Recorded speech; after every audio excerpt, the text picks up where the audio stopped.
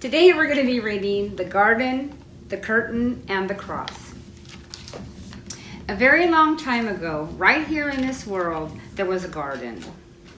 In the garden, everything was wonderful. The world was full of laughing and playing and smiling and fun. There was nothing bad ever.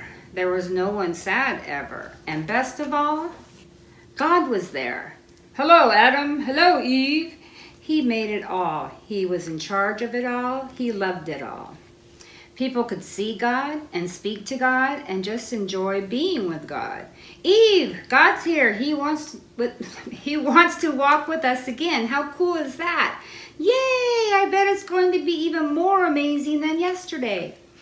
It was wonderful to live with God, but then one day, the people did a terrible thing. They decided they didn't want to do what God said. They decided they wanted a world without God in charge. God calls this sin. Sin spoils things, so sin has no place in God's wonderful garden. God said to the people, "You can't live with me in my garden anymore," and he sent them outside. To show the people they had to stay outside, God put some warrior angels in front of the garden. The angels were like a big keep out sign.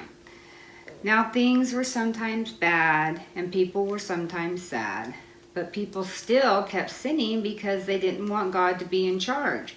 So no one could come into God's wonderful place. God said, "Because of your sin, you can't come in." God wanted people to remember, it is wonderful to live with him, but because of your sin, you can't come in.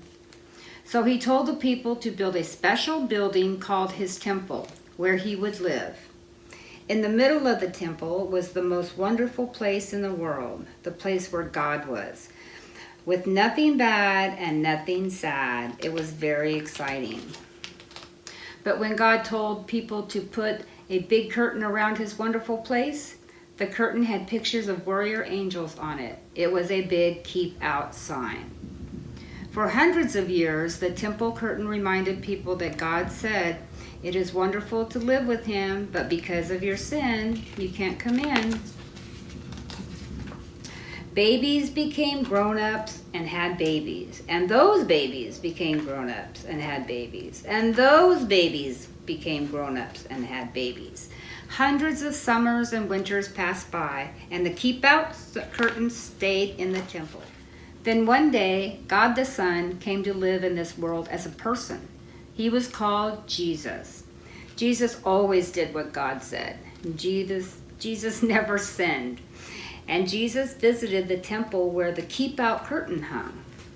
Jesus knew that things were sometimes bad and sometimes sad. Jesus said that God had sent him to open the way back to God's wonderful place, where there would be nothing bad and no one sad. But people didn't want to let God be in charge, so they decided to put Jesus on a cross to die. It was the most bad thing that had ever happened. It was the most sad day of all time. But Jesus had a plan. He had always planned to die on the cross. What a strange plan. Why would God's Son plan to die? On the cross, Jesus took our sin, all the bad things we do and all the sad things they cause. Jesus took them all for us. And when he did, something amazing, astonishing, astounding happened. The curtain tore. God had ripped up the keep out sign.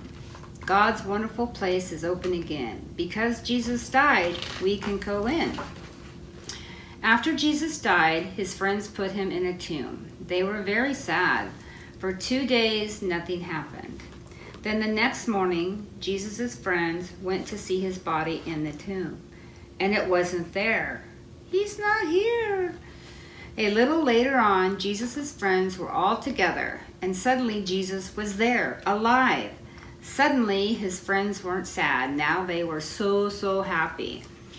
God had brought Jesus back to life, and so that he could live in God's wonderful place forever. And Jesus has sent everyone an invitation to come and live with him there too. He tells us, God says it's wonderful to live with him.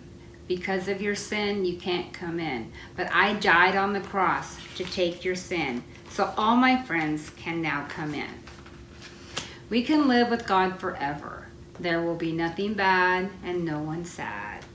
We will see God and speak to God and just enjoy being with God just as He planned. It will be wonderful to live with Him and Jesus, and it's all because of Jesus. We will say every day, "Thank you, King Jesus. You're amazing." And you can start saying that today. The end.